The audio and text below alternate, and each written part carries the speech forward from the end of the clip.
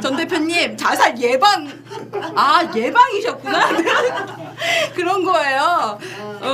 한국 자살 예방센터장이시고 오석대학교 교수님이시고 심리상담 전문인데 자살을 예방하는 전문가다. 그게 저는 너무 호기심이 갔어요. 죽으려고 그럴 때 나 죽을 거야라고 죽지 않죠. 죽을 줄 몰랐는데 죽잖아요. 그걸 예방할 수 있는 게 뭐가 있을까라는 생각이 들었고, 그 다음에 여러 가지 책이나 활동 중에서 결국에는 이런 분이 아닐까라는 생각이 들었어요. 꺼져가는 생명에 연결해 주시는 분? 어떤 강의가 있을까? 저는 이런 쪽 강의는 한 번도 들어본 적이 없어요. 너무 궁금하시죠? 네. 우리 너무나 중요한 분이기 때문에 처음으로 한 분을 모신 거거든요. 30분 동안 집중 강의 들을 거고요. 그 다음 10분 동안 질의응답으로 진행하도록 하겠습니다. 우리 세상과 연결해주는 정태수 교수님 모실 때 큰 환호 박수 부탁드립니다.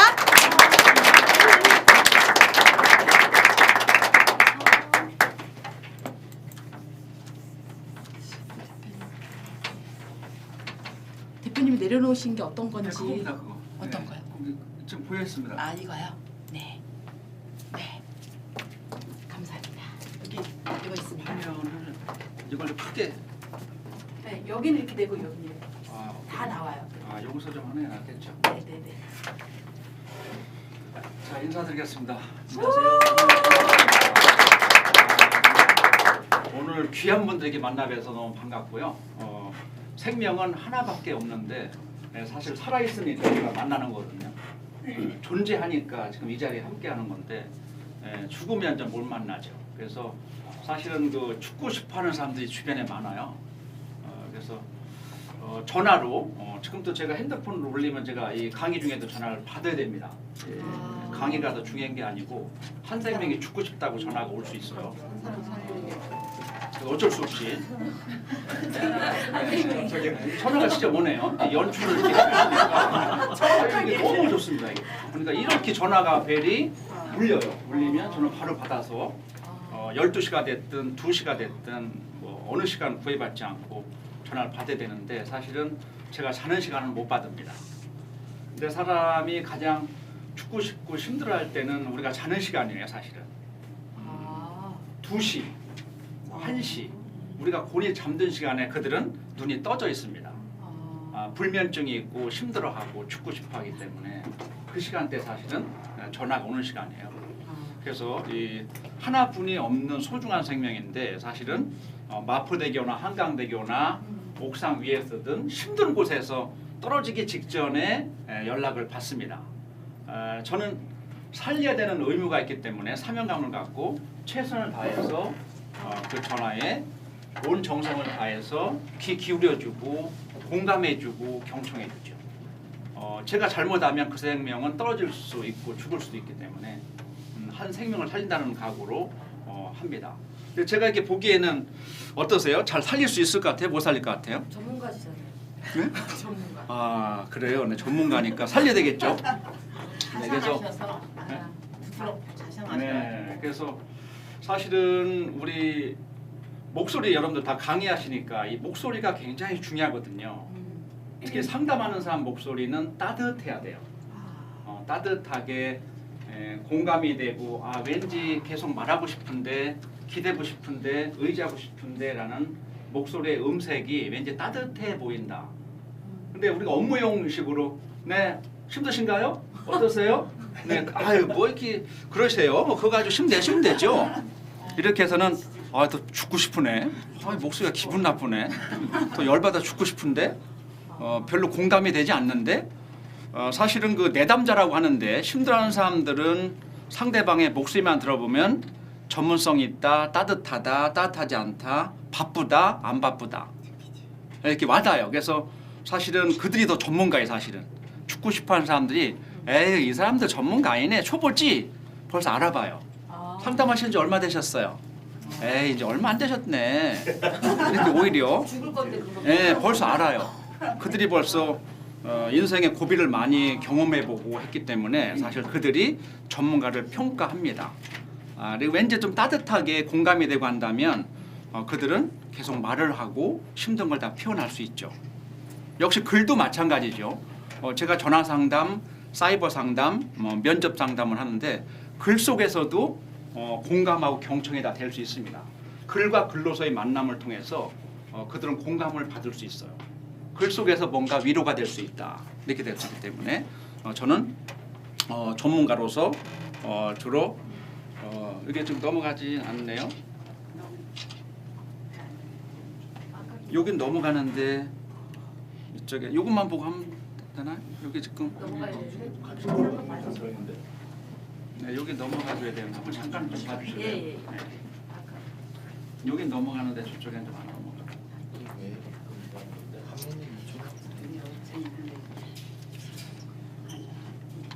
다시 시작 뭘 잘못 눌렀어? 아까 음악 끝나고 뭘 눌렀을 거예요. 됐어요. 제가 한번 해볼까요? 네, 됐습니다. 음악 끝나고. 좋습니다. 자, 이제 PPT 이제 본론 들어가니까 조금 끊었다가 하셔도 될 것 같아요. 네. 그래서 주로 전문가로서 힘든 사람들 전화로 상담해주고 글로서도 충분히 사람을 살릴 수 있거든요. 때로는 여러분들 스마트폰 많이 하지만 힘든 사람들과 저는 카톡 상담도 합니다. 글과 글로서의 만남을 통해서 사람을 살리고 또 하고 있어요. 그리고 직접 만나서 이게 상담을 또 하고 있습니다. 그래서 아까 이 소개를 드렸지만 주로 이 한 분야만 전문가로서 오직 한 길 걷고 있거든요. 주로 아까 겉으로는 웃고 있지만 속은 힘든 거 그건 저를 봐야 되거든요. 겉은 화려하고 웃고 행복해 보이지만 속은 우울하고 죽고 싶어하는 감정을 전 읽으려고 노력을 하고 있는 거죠. 이 사람이 죽을 줄 몰랐는데 왜 죽었지? 역시 그런 거죠. 알 수 없다. 근데 사실 우리 사람의 마음은 알 수가 없어요. 그래서 마음에 대한 연구를 많이 하고 있고 그래서 심리 상담 전문가로서 마음을 좀 더 공감해주고 힘든 사람들을 예방하는 차원에서 전문가로서 활동을 하고 있고요. 그리고 강의도 이 심리 상담 쪽의 강의를 주로 하고 있습니다. 주로 사회적 이슈다 보니까 우연히 제가 그냥 여러 가지 방송은 정말 많이 나왔어요. 대한민국 자살 예방 전문가로서 방송을 통해서 또 우리 대한민국을 어떻게 하면 좀 더 자살을 예방할까. 왜냐하면 OECD 국가에서 13년째 자살률 1위기 때문에 그렇습니다.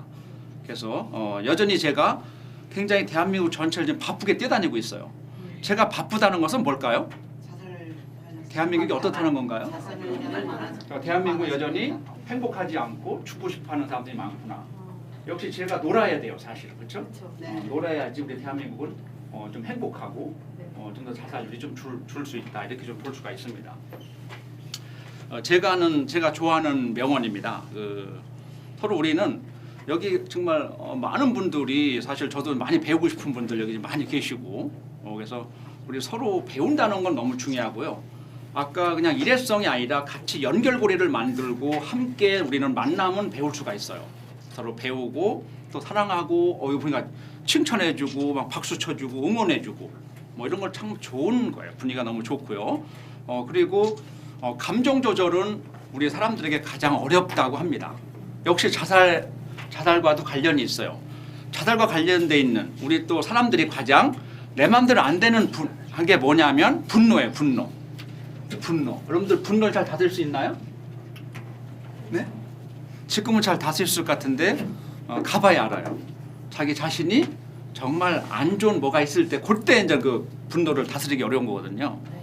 그래서 감정 조절을 잘 어렵다. 역시 자살과도 관련이 있는 것은 분노 공격성이에요.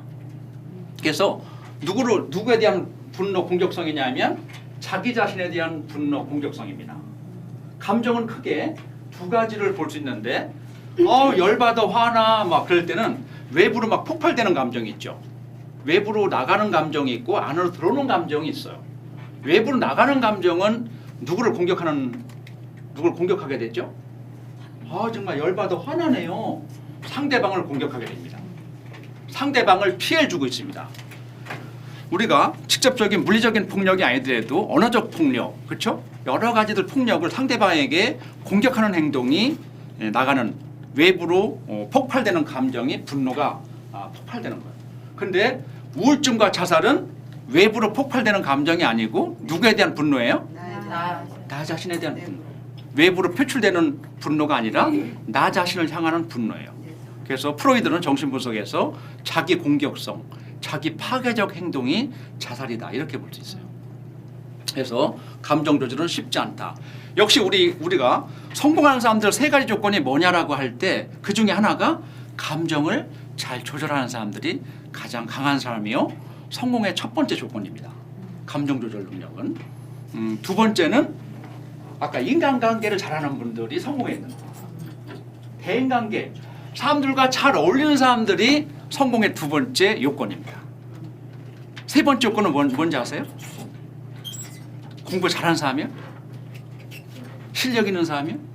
세 번째는 우리가 어려운 문제, 역경을 잘 이겨냈던 사람들이 성공했더라. 그거는 미국의 하버드 대학교에서 70여 년 넘게 종단 연구를 통해서 밝혀진 사실이고요. 그리고 탈무드에서도 이런 내용들이 나와요. 그 중에 하나가 감정을 잘 조절하는 겁니다. 이렇게 볼 수 있습니다. 자, 이 글씨가 무슨 글씨죠? 사람. 네, 역시 좋습니다. 우리가 살아가는 삶은 사람이다. 아까 사람의 연결고리, 사람 정말 중요합니다. 역시 인간관계의 중요성입니다. 성공 요소 첫 번째, 사람들과 잘 어울리는 사람. 인간관계의 중요성이에요. 그래서 제가 청소년들도 만나고 어르신들도 많이 만나는데 결국 사람들과의 대인관계를 잘하는 분들. 그래서 우테크라고 하고 많은 사람들 있는 사람들이 결국은 자살 예방의 첫 번째고요.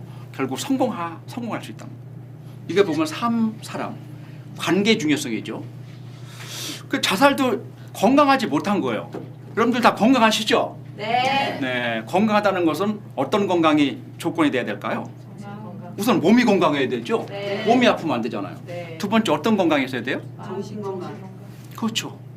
우리 뇌, 우울증은 마음의 병이고 뇌 질환이기 때문에 마음이 건강해야 돼. 정신이 건강해야 돼요. 겉은 육체적으로 건강해 보이는데 속은 우울하고 죽고 싶은 거예요. 그럼 그분은 건강치 못한 거예요. 육체적 건강, 정신적 건강, 또 세 번째는 뭘까요? 여기서 말한 대인관계입니다. 결국 사회적 건강입니다. 심리학에서 사회적 얘기 많이 나오잖아요. 결국 사회적이라는 것은 대인관계. 역시 사람들과 잘 어울리는 능력, 사회적 건강을 말하고 있습니다. 역시 자살과 연관성 있는 것은 마음 건강이고 사회적 건강이 안 돼서 죽고 싶은 거예요. 자살도 결국 건강하지 못한 거예요. 어떤 건강이 안 좋은 거예요? 마음의 건강이 안 좋은 거예요. 우울하고 죽고 싶고 조울하고 조현병이 있는 거예요. 마음이 건강치 못한 거예요. 또 사회적으로 건강치 못해요. 어울릴 수 없고 혼자 고립돼 있고 대인관계가 안 돼요. 그래서 결국 건강하다는 것은 몸 건강, 마음 건강, 사회적 건강. 또 하나 뭐가요? 또 하나 뭘까요? 또 하나 건강해야 돼요. 여러분들 건강은 영적 건강이에요. 영적 건강. 그렇죠? 여러분들 뭐 종교적 믿음을 많이 가지고 있죠. 영적 건강. 그래서 이런 조건들이 만족했을 때 건강하다는 건데 역시 오늘 다루고 있는 우울증과 자살은 건강치 못하는 거다. 이렇게 좀 볼 수가 있어요. 네, 여러분들 와 반응이 없으시요? 아기 보면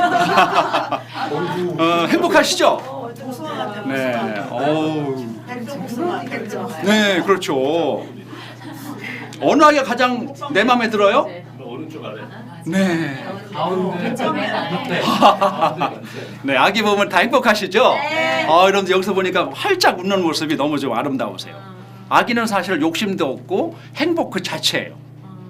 가만히 보니까 우는 아기도 있고 자는 아기도 있고 한박 웃음도 있지만 가만히 꼼꼼하게 보신 분들은 감을 잡으셨을 것 같아요. 첫 번째가 무슨 요일이에요? 월요일이네요. 두 번째 그림 무슨 요일이에요? 화요일이에요. 화요일. 세 번째는요? 수요일. 네 번째? 목요일. 다음에 금요일. 주말에는 뭐 하나요? 자요. 피곤하니까 자야죠. 그래서 우리 여러분들도 월요병이라고 하잖아요. 네, 월요일 날 막 직장 가기 싫고 그래서 월요일 날 아기가 울고 있는 거예요. 근데 어느 요일이 가장 좋아요? 금요일 날 한박 웃음이잖아요. 그렇죠? 금요일 날이 주말이 기다려진다 이렇게 보여. 그냥 학생들이나 어르신들 제가 강의할 때 보면 일주일의 목적을 가지고 좀 더 비전을 가지고 제가 민간 전문기관으로서 정말 오직 정말 생명을 살려야 되겠다라는 각오로 한국자살예방센터를 제가 만들고 벌써 10년째 돼가고 있습니다. 이게 전국에 지부를 두고 있고 또 자살예방 강사들을 많이 양성해서 저 혼자 못하기 때문에 우리 전문가와 함께 이 센터를 운영하고 있습니다.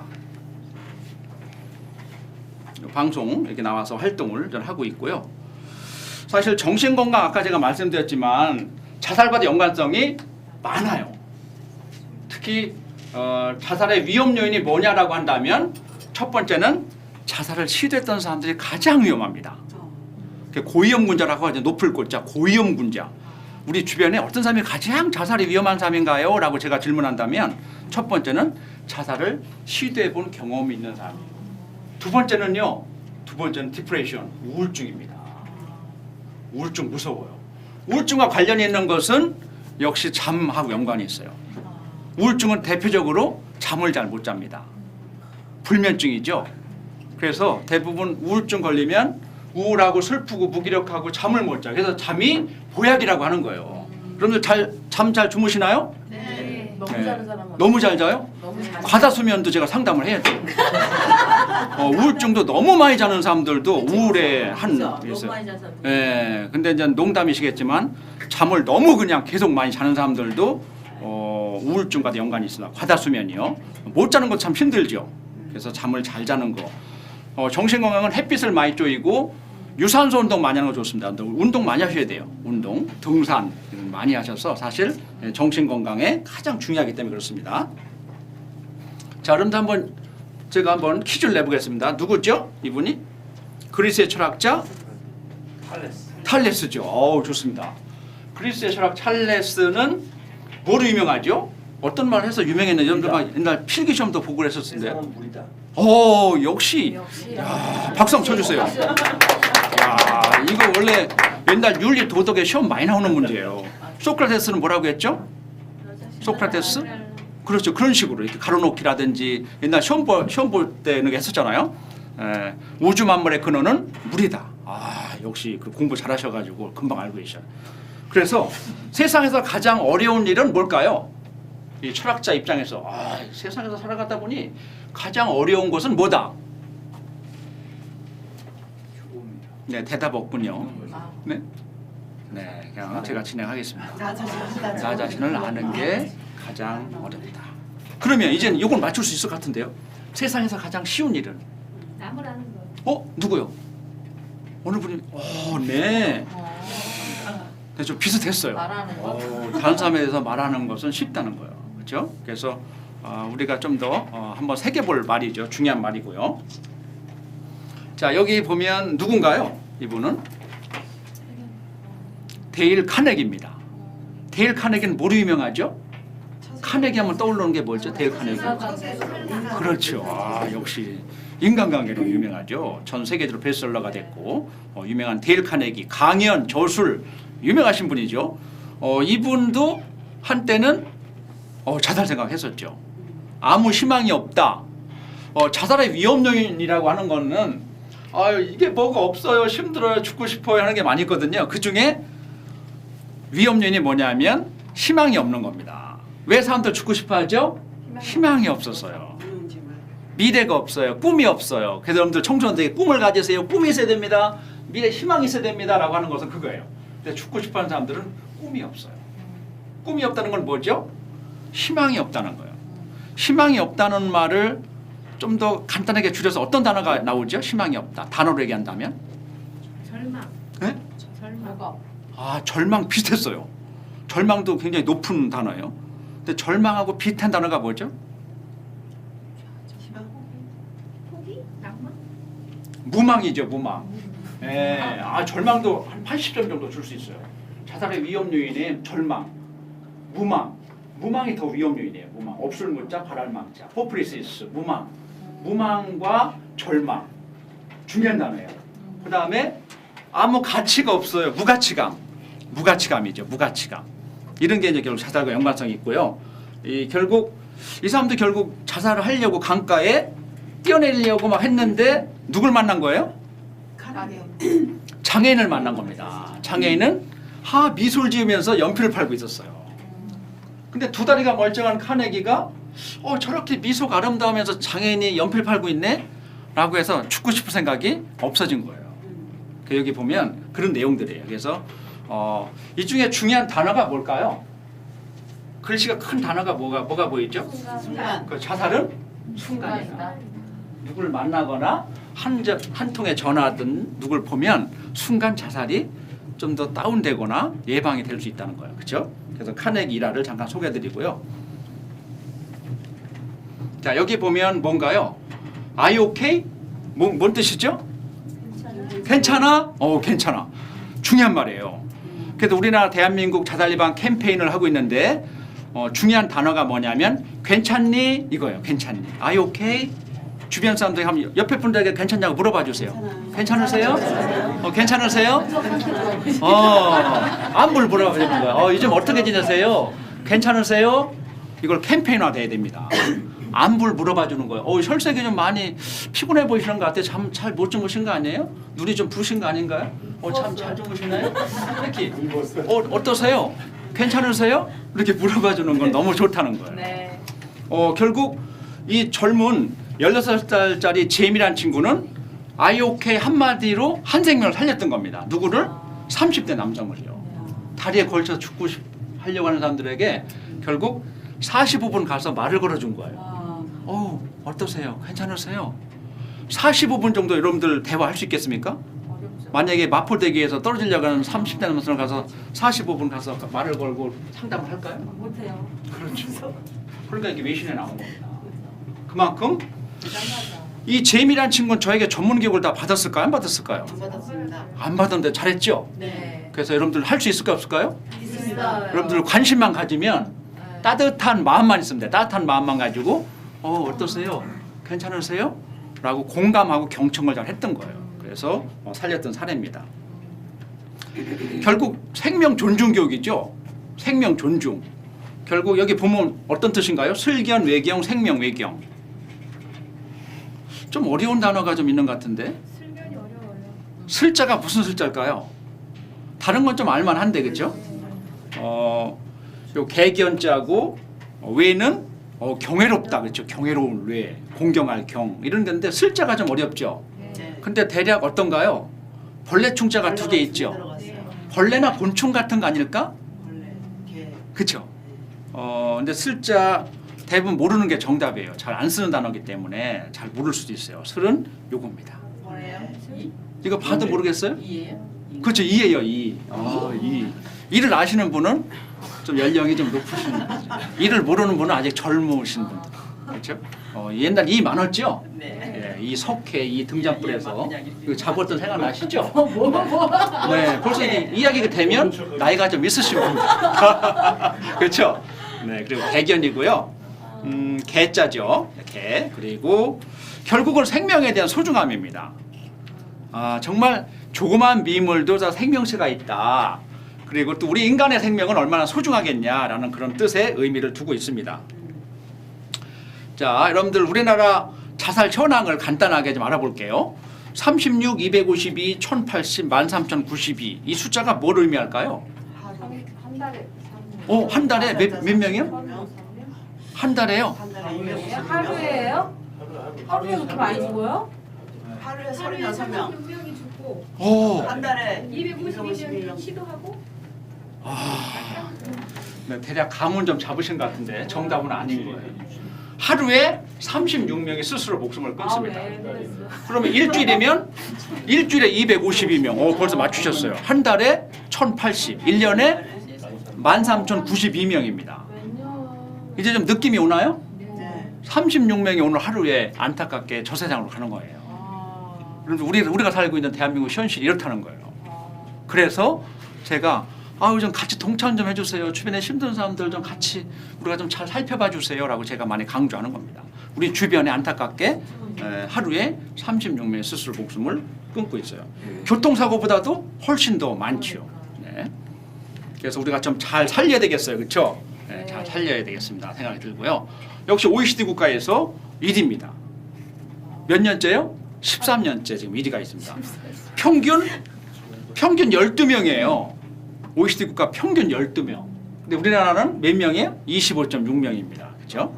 네. 역시 13,092명이고요. 자살률은 25.6명, 하루에 36명이 스스로 50대가 저렇게 많이 돌아가세요? 네, 50대 한번 흔들어 볼까요? 50대. 예. 아, 50대 잘 우리가 관심을 가져주셔야 돼요. 괜찮니? 아니, 네. 50대가 왜냐하면 힘든 세대, 낀 세대라고 해요. 자녀들도 돌봐야 되고 부모님들도 신경 써야 되고 낀 세대라고 해서 굉장히 스트레스를 많이 받는 세대예요. 또 제2의 직업도 준비해야 되는 세대. 50대가 가장 힘들다 이렇게 좀 볼 수가 있습니다. 자, 그래서 결국 자살을 여러분들 남자가 많이 할까요? 여자가 많이 할까요? 여자가 많이 남자 많이 죽어요? 남자가 많이 하는 것 같아요. 네. 남자가 많이 죽네. 남자가 많이 죽죠. 그러니까 남자들 잘 살펴봐 주셔야 돼요. 남자가 실제 자살로 사망을 많이 합니다. 왜 죽어요? 왜 그렇죠? 남자들은 과격하게 가격하고 확실하게 자살을 시도하거나 치명적인 자살 방법을 선택합니다. 여성분들은 약한 거를 약하게 약이나 수면제 같은 거 조금 먹고 누가 오나노나게 보면서 이렇게 보면서 네, 살펴보면서 굉장히 약지요. 네. 여성분들은 자살을 시도를 많이 해요. 대신 시도를 많이 하는데 실제 사망하는 것은 남자들이 많이 해요. 관심 때문에 그런 거 아니에요? 남자는 째째하게 내가 이거 뭐 잘 얘기도 안 하고 그냥 극단적인 선택을 하기 때문에 여성들은 가볍게 시도를 많이 하는 경향이 있다 이렇게 좀 볼 수가 있습니다. 월별로 보면 몇 월 달에 자살을 많이 할 것 같아요? 1월, 2월, 3월, 4월, 봄에 많이 5월. 죽나 2, 봐. 3월 봄에 네? 봄에? 봄에 많죠? 네. 봄에 4월, 5월, 6월에 봄철 자살이 많습니다. 또 피는데? 네, 그때 그렇죠. 꽃 피고 이렇게 좋은 계절에 그건 건강하신 분들 생각이고요. 힘든 사람들은 오히려 꽃 피고 화려한 걸 싫어할 수 있고요. 또 내 자신은 아직도 우울하고 힘들고 겨울인데 밖은 봄이야. 오히려 역 기능이 있어 상대적으로 굉장히 힘들고 또 가정의 달 뭐 서로 가정 오손도손 옷차림하고 뭐 나들이 가는 걸 싫어하는 거예요. 오히려 본인은 아까 우울하고 내 마음은 겨울이기 때문에 역시 봄철 자살이 높습니다. 실제 봄은 계절별로 시작하는 계절이죠. 네. 원래 우울하고 죽고 싶어하는 사람들은 시작하는 걸 싫어해요. 새 출발 새로 시작하는 거야 라는 걸 싫어해요. 봄이 시작이죠. 봄 계획을 세우고 봄에 열심히 하려고 하는데 힘든 사람들은 아이고 또 올해 또 새롭게 시작하는 거야? 죽고 싶다 이거예요. 하루 중에는 언제가 싫어하냐고 보면 하루 중에는 아침을 싫어합니다. 아침을 시작하잖아요. 지금 7시에 새롭게 여러분들 막 오시잖아요. 힘든 사람들은 새롭게 시작하는 것을 싫어합니다. 우울하고 힘든 사람들은 하루 중에 아침을 싫어하는 거죠. 네. 여러분들 지금 시간이 많지 않기 때문에 중요한 내용 위주로만 자살은 크게 축이 두 개가 있다면 위험 요인과 보호 요인이 있습니다. 큰 축을 설명드린다면 위험 요인이에요. 위험 요인 중에서 아까 절망감, 디프레이션, 무망감 이게 결국 사람들은 죽고 싶어하는 원인이에요. 왜 사람들 자살하죠? 역시 우울증이 무섭습니다. 그리고 희망이 없는 거, 절망감 아까 절망감 이거 굉장히 중요해요. 그렇죠? 그리고 다음 볼까요? 두 번째는요. 역시 자존감이에요. 여러분들 자기 사랑하는 마음이죠? 네. 나를 사랑하고 날 인정해주고 자기 효능감, 유능감, 그렇죠? 자기 가치감. 내가 멋져. 여러분들 당당하게 여러분 잘 지금 하고 계시잖아요. 근데 결국은 힘들고 죽고 싶어하는 사람들은 자기 자신에 대한 가치가 없어요. 자존감이 없어요. 난 아무 쓸모가 없는 것 같아요. 난 죽고 싶어요. 태어나지 말았어야 될 것 같아요. 우리 엄마 아빠 매일 부부싸움 할 때 저 녀석 때문에 우리가 이런 얘기 자존감 막 떨어뜨리는 말들을 많이 했었잖아요. 그러면 스스로 위축되거나 자존감이 저하돼서 아무 가치가 없다고 생각하는 거예요. 그래서 죽고 싶어한다 이렇게 볼 수가 있습니다. 세 번째는 가정 문제예요. 가정 문제는 대한민국 아까 자살 13년째 1위라고 하는데 가장 중요한 원인이 뭐예요? 라고 저에게 질문한다면 역시 가정의 문제입니다. 가정이 바로 서야 돼요. 가정 문제 중요합니다. 우리나라 대한민국 가정은 건강한가요? 여러분들 가정 건강하세요? 네. 그러면 이상 없으십니다. 정말 애국하는 길이에요. 가정에 바로 서야 돼요. 가정에 정말 바로 선다면 자살 위험하지 않습니다. 근데 대부분 가정 불화, 이혼율 높지요. 이혼율 높으면 자살률 높아요. 기대할 수밖에 없어요. 가정의 어떤 파탄, 이혼 이게 많을수록 어떤 자살과 연관이 많이 있다 이렇게 좀 볼 수가 있습니다. 그다음 스트레스죠. 스트레스 중요하죠. 스트레스 잘 관리해야 돼요. 현대인의 스트레스 세 가지가 뭘까요? 여러분들 뭐 때문에 스트레스 받죠? 스트레스 세 가지가 뭘까요? 네, 사람들 관계. 그 인간들 때문에. 그렇죠? 직장 생활도 사람들 때문에 힘들잖아요. 관계 스트레스. 또 뭐가 있죠? 변화에 대한 스트레스죠. 변화. 그렇죠? 새로운 환경에. 세종시 공무원들도 한때 지금 자살이 높았어요. 공무원들 세종시로 가면서 변화가 됐잖아요. 그러니까 세종시 자살이 높아진 이유가 공무원들 자살이 꽤 많았었어요. 학생들 전학 같은 거 가면요. 변화가 되면서 아이들이 적응이 잘 못해요. 변화 스트레스. 그 다음에 뭐예요? 선택. 이거 할까 저거 할까. 그렇죠? 이런 선택에 대한 스트레스가 있다고 합니다. 그래서 사실은 건강하다는 것은 정신을 건강하게 하고 여러분 자연 속에서 힐링을 많이 하시는 게 좋습니다. 자연은 신이 준 선물이에요. 정말. 자연의 피톤치드라든지 에너지를 많이 받으시면서 자연 속에서 에너지를 많이 받으시는 것도 굉장히 우울하고 자살 예방에 아주 좋다라는 것을 우리가 볼 수 있어요. 자, 이젠 두 번째 큰 축이 뭐라 했죠? 아까 위험 요인과 보호 요인이에요. 보호 요인은 긍정적인 측면에서 접근하는 겁니다. 예방하기 위해서 어떻게 되죠? 역시 인간관계입니다. 고립돼 있고 혼자 있고 죽고 싶어하는 사람들에게 끈을 잡아주는 거예요. 저는 그런 사람 많죠. 가정이 어렵고 힘들고 죽고 싶어하는 사람 마지막에 제가 벼랑 끝에 있는 사람에게 손을 잡아주는 거예요. 그래 당신 다 포기했다고 하더라도 여러분 제가 잡아드릴게요. 다시 힘을 내보세요. 하나하나 끈을 잡아주는 역할이에요. 다시 끈을 연결해주는 거예요. 그럼 사람은 사람 속에서 따뜻함을 느끼는 거예요. 나를 이렇게 또 안아 손을 잡아주고 계시네. 힘을 내볼게요. 그렇죠. 힘을 내세요. 라고 해서 사회적 지휘적 관계는 너무 중요하다 이렇게 볼 수 있어요. 그리고 가족 관계 굉장히 중요합니다. 가정이 바로 서면 자살 예방될 수 있어요. 가정의 건강은 누구 건강해야 되죠? 부부가 중요해요. 뭐니 해도 부부가 건강하셔야 돼요. 여러분들 부부 건강하신가요? 네. 제가 만족합니다. 부부만 건강하면 부부 건강하시면 자녀들도 행복해요. 맞아요. 그래서 가와만사성이라고 하잖아요. 네. 근데 가와만사성보다 더 와닿는 말은 부부만사성이에요. 부부만 건강하시면 가정에 행복해요. 자녀들도 행복해요. 그래서 여보 당신 많이 아시죠? 여보가 뭐죠? 보석과 같다. 보석, 그렇죠? 보석이죠? 네. 보석과 같다 이렇게 볼 수 있습니다. 자, 이제 여러분들 그 보호요인 중에서 가장 제가 중요한 게 뭐냐면 아까 자존감이에요. 자존감. 자존감은 윌리엄 제임스가 1890년 이 단어를 처음으로 쓴 거예요. 자존감 너무 중요한 말이에요. 이건 대인관계에서 중요하고 자살 예방에서 중요하고 정말 너무 중요한 거죠. 그렇죠? 그래서 나에 대한 소중함, 나에 대한 가치감, 그래서 나의 근사한 마음 이게 중요해요. 너무 중요한 말이기 때문에 여러분들 그냥 눈으로 보는 것보다도 직접 한번 같이 한번 낭독해서 자기를 사랑하는 마음을 갖겠습니다. 자, 나는 나다 시작. 나는 나다. 이 세상에 나와 똑같은 사람은 한 명도 없다. 나는 나의 모든 것, 나의 몸과 나의 행동, 나의 정신과 생각, 나의 감정의 주인이다. 나는 나의 주인이며 나를 조절할 수 있고 지배한다. 나는 나다. 그리고 나는 괜찮은 사람이다. 여러분들 한번 자기를 안아보세요. 지금 여러분 대견해, 사랑해, 좋아해, 열심히 잘 살아왔어, 최고야, 멋져. 이렇게 당신을 자기 자신을 이렇게 토닥토닥 안아주고 가장 믿을 수 있는 사람은 자기 자신이에요. 남이 뭐 최고야 뭐라고 하더라도 에이 거짓말일 수 있어요. 근데 자기 자신은 속일 수가 없어요. 정말 잘했어, 잘 살고 있어, 열심히 살았어, 최고야, 멋져. 자존감은 심리학자들도 이 자존감 테스트가 있어요. 저도 종이로 자존감이 몇 점일까 이렇게 테스트 해보는데요. 제가 구두로 중요한 팁을 좀 말씀드릴게요. 주변 사람들에게 자존감이 몇 점인가요? 라고 물어보면 되거든요. 제가 여러분들에게 질문 한번 해보겠습니다. 여러분들 지금까지 살아오시면서 나를 사랑하고 좋아하고 인정해 주는 것이 100점 만점에 내 점수를 몇 점 정도 줄 수 있나요? 몇 점 정도 줄 수 있을까요? 자기 자신을 내가 점수를 준다면 나는 100점 만점에 몇 점 정도 줄 수 있나요? 70점. 자기 자신을 내가 점수를 준다면 지금 잘 살아오고 괜찮아? 몇 점이에요? 80. 저는 지금은 한 90점은 저도 과거에는 한 3, 40점. 그렇죠. 과거에 굉장히 힘들었을 때는 아마 그러실 거예요.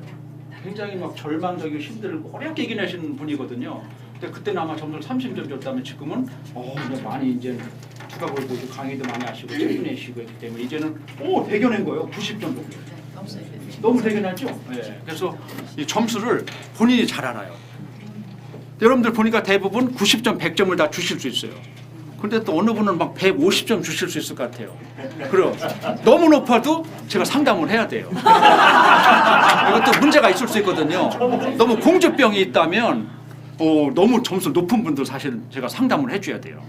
그걸 저 진단명은 자기애성 성격 장애 진단이 나올 수 있어요. 나르시즘이 그죠 너무 높아서 농담이지만 대부분 90점, 100점 좋은 점수예요. 근데 제가 만나고 있는 우울증과 자살하는 사람들에게 똑같이 질문한다면 그들은 스스로 몇 점이라고 대답할까요? 20점? 네, 맞습니다. 거의 저는 10점, 전 0점 마이너스. 0점이라는 것은 뭐죠? 현재 자신이 0점이라는 건 뭘까요? 0점. 0은 있어야만 하잖아요. 나 있어야만 해요. 전 0점이에요.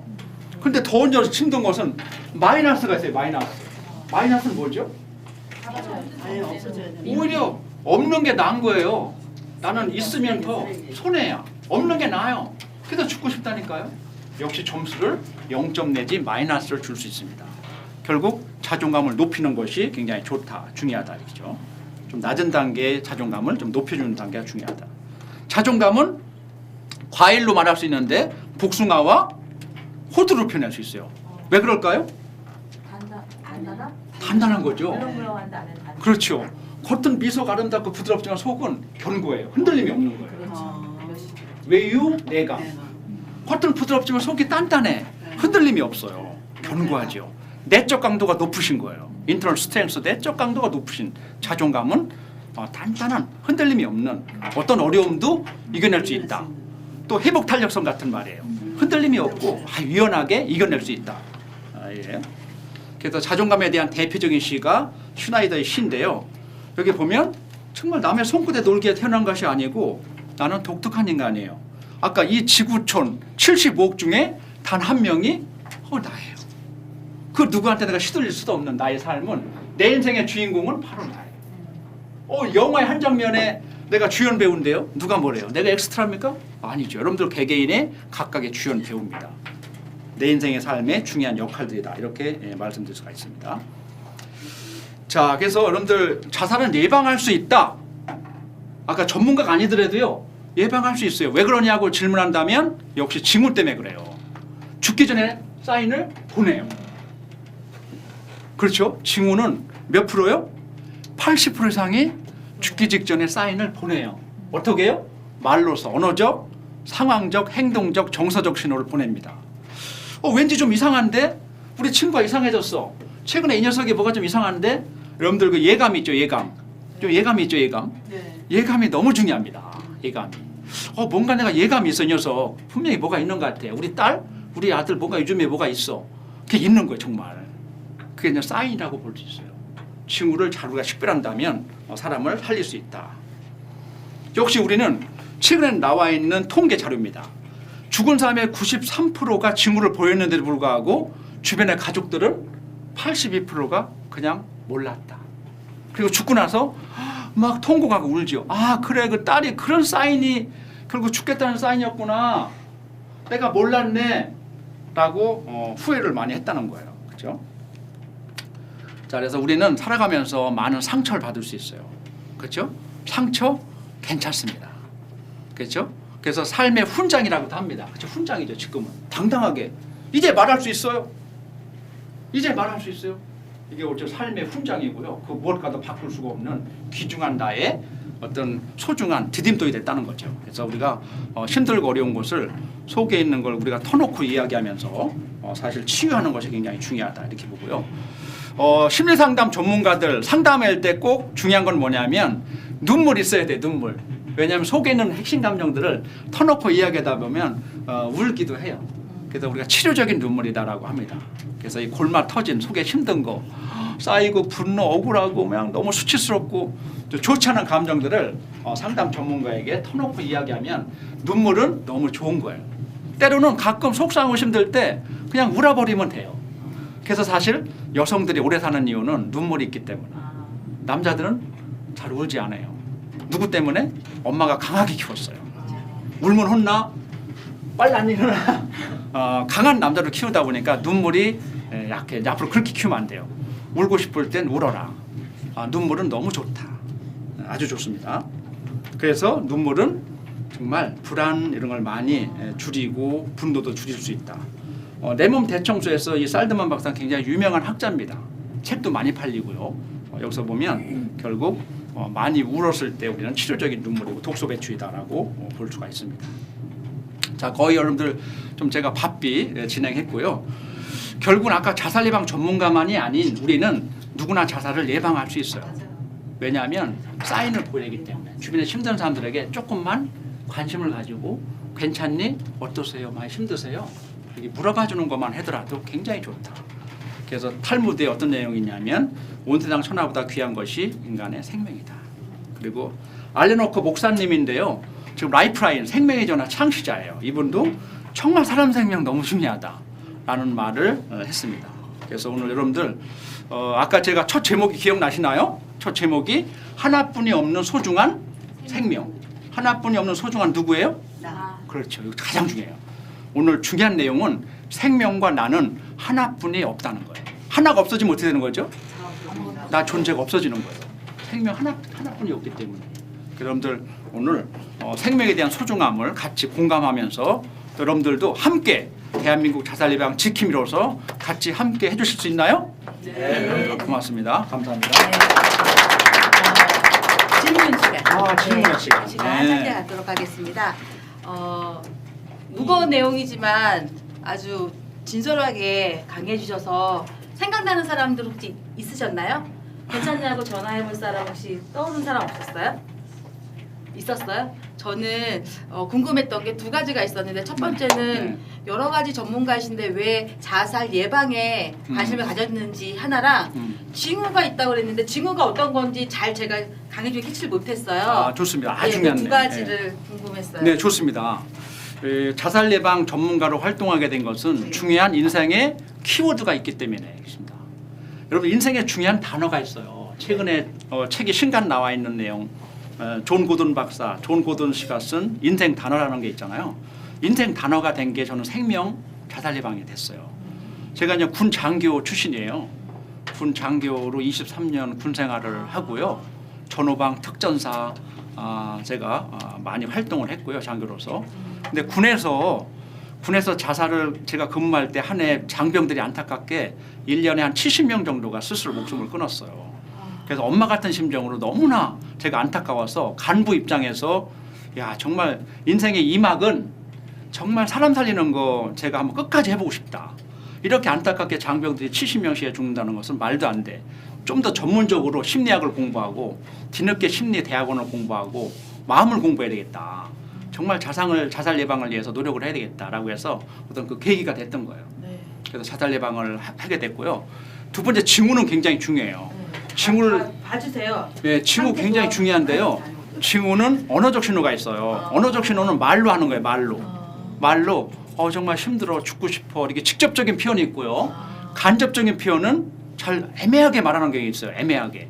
그래 친구야 그동안 고마웠어. 넌 잊지 못할 것 같아. 난 멀리 여행을 가기로 했어. 친구 그동안 고마웠어. 난 좀 쉬고 싶어. 어디 뭐 쉬고 싶은 거 잘 모를 수 있잖아요. 나는 좀 아주 편하게 쉬고 싶어. 친구 정말 내 고마웠어. 넌 행복해야 돼. 이별을 암시하는 말을 할 수 있어요. 근데 결국은 힘든 사람들 이 친구는 좀 뭔가 그전에 막 적응도 안 되고 힘들고 이혼도 했고 여러 가지 힘든데 이 친구가 왜 벼랑 간 지금 5년 전 10년 전에 이게 단짝 친구가 이런 말 하지? 의심해 봐야 돼요. 난 멀리 여행을 가고 싶어. 우리 선산에 조상의 그냥 묘 내가 제사 지내러 갈 거야. 그런 것들 뭔가 죽음을 암시하는 언어적 신호가 있고요. 그다음에 정서적 신호는 감정에 대한 표출이에요. 왠지 최근에 히무로케이지 있고 눈물을 보이고 그렇죠. 정서적 굉장히 우울해 보이고 표정이 전과 좀 다른 정서적 표현을 볼 수 있고요. 그다음에 상황적 신호인데 상황적 신호는 최근에 부도가 났거나 경기가 안 풀리거나 사업이 망했거나 상황이 안 좋아졌을 때 있어요. 그런 때 어떤 징후를 볼 수 있고요. 그리고 SNS 신호, SNS에 뭔가 글을 남겨요. SNS에 뭔가 남기거나 그리고 최근에 사진 같은 것도 저희가 이미지 사진 같은 거 많이 바뀌어요. 이런 프로필 같은 거 볼 때 뭐 안 좋은 사진, 안 좋은 거는 최근 어떤 변화된 것들을 볼 수가 있어요. 그럴 때는 우리는 의심을 좀 해보고 혹시 최근에 어떤 변화가 있는 거 아니니? 관심을 보이고 물어봐줘야 된다는 거예요. 물어보는 거 굉장히 중요합니다. 물어보는 거. 네. 내가 보니까 뭐 있는 거 아니니? 라고 물어봐주는 거. 친구 굉장히 중요합니다. 네, 좋습니다. 좋습니다. 자, 또 질문 없으시나요? 네. 네. 제 아는 여자인데 뭐 이혼을 하고 정말 우울증에 걸리다 싶었었는데요. 요즘은 상태가 왜 그 한사인에서 왜 밤에 왜 그 창문을 통해서 뭐 들어온다고 뭐 이런 것도 그거는 좀 더 심해진 상태예요. 우리가 보통 이상심리학에서 네. 신경증하고 정신병이 있거든요. 신경증은 노이로제, 히스테리 쪽을 봐야 돼요. 그래서 여러분들 우울증이 더 심한 병일까요? 조현병이 더 심한 병일까요? 우울증, 디프레션, 우울증과 옛날 정신분열병. 정신분열병이 조현병이라고 말을 바꿨죠. 정신분열병이 더 심한 병일까요? 우울증이 더 심한 병일까요? 우울증 손 들어볼까요? 우울증이 더 심하다. 조현병. 아니면 조현병, 정신분열이 더 심하다. 조현병. 손 많이 든 쪽이 답입니다. 네. 조현병이 더 위험합니다. 우울증은 신경증이에요. 좀 약해요. 우울증인 사람들 직장 다니고 약도 먹고 다녀요. 가끔 우울증을 현실적이에요. 대학원 시험 문제 이게 조현병과 우울증을 비교하는 건데요. 우울증은 신경증이에요. 가벼워요. 어떻게 보면. 현실을 알아차려요. 현실을. 지금 공부하는 분위기구나. 직장 생활도 어느 정도 하고요. 그런데 아까 선생님 말씀하신 조현병 쪽에 가까워요. 심해지면 조현병은 현실을 구별하지 못해요. 이게 지금 초상 분위기야? 장례식장 가서도 막 웃어요. 장례식장을. 현실을 알 수가 없어요. 그렇죠. 이걸 모르는 거예요. 현실적으로. 그래서 가끔 조현병은 말 그대로 자아가 분열된 상태다. 내 자아가 또 다른 내가 있는 거야. 또 다른 내. 또 다른 내가 있어. 너 죽어 빨리 올라가. 자아가 두 개 분열됐다고 해서 자아 분열이에요. 정신 분열. 근데 현실적으로 잘 감각이 없고 가끔 창문을 통해서 누가 들어오고 있다. 귀신이 왔다. 낮에는 전혀 그런 게 전혀 없어요. 네. 저녁에만 창문을 통해서 11층인데 창문 통해서 들어온다는 거야. 그래서 비디오 촬영했더니 보면 피해서 다닌대요. 그냥 얘가 이상이구나. 그래서 보통 환시 헛보인다고 하죠. 환청. 지금 귀신이 날 부르러 왔는데요. 돌아가신 할머니가 날 부르고 있어요. 이게 환시, 환청, 환각, 환미 이게 이제 특징을 보이고 있거든요. 그거는 굉장히 약간 더 심해진 상태예요. 네, 오히려 그래서 조현병의 시초라고 볼 수 있어요. 그래서 이제 지금 오히려 상담을 빨리 받으면 좋고요. 오히려 전문가 상담을 받으면 좀 빨리 치유가 될 수 있고 더 심해지면 굉장히 그 창문을 막 뛰어내려 나도 모르게 가요. 그래서 굉장히 위험하다. 근데 그런 거를 조언해주면 너무 겁나는 게 괜히 정신병 치료 가지 않나 이런 생각을 하게 될 수도 있고 그러니까 아들 딸들이 좀 이렇게 데려갔으면 좋겠는데 전혀 안 그런 것 같아요. 네, 그러니까 주변에 그걸 전문가 의견을 빨리 손이 받아서 막 부들부들 때. 빨리 도움을 받으셔야 된다. 아셨죠? 네. 더 위험하면 그냥 나도 모르게 자꾸 뛰어내릴 수 있어요. 네. 헛보일 수 있고요. 네. 네. 또 질문 있어요. 정신건강 여러 가지 측면 질문하셔야 됩니다. 우선 이제 시간이 이렇게 돼서 이제 더 궁금하신 사항들은 본인의 정신 상태도 궁금하시면 여쭤보시도록 하고요. 이 이른 시각에 이 무거운 주제로 이렇게 따뜻하게 강해주신 우리 정태수 교수님한테 박수 한번 쳐주시겠습니다. 감사합니다. 이제 마무리를 지려고 그러는데요. 제가 저만 모르는 건지 우리 대표님 제가 처음 뵙는 것 같은데 예 맞는 거죠? 네. 제가 나름 눈썰미가 있었네요. 우리 다 처음 오신 분들 몇 번 오셨어요? 죄송해요. 인사를 안 한 거예요? 앞에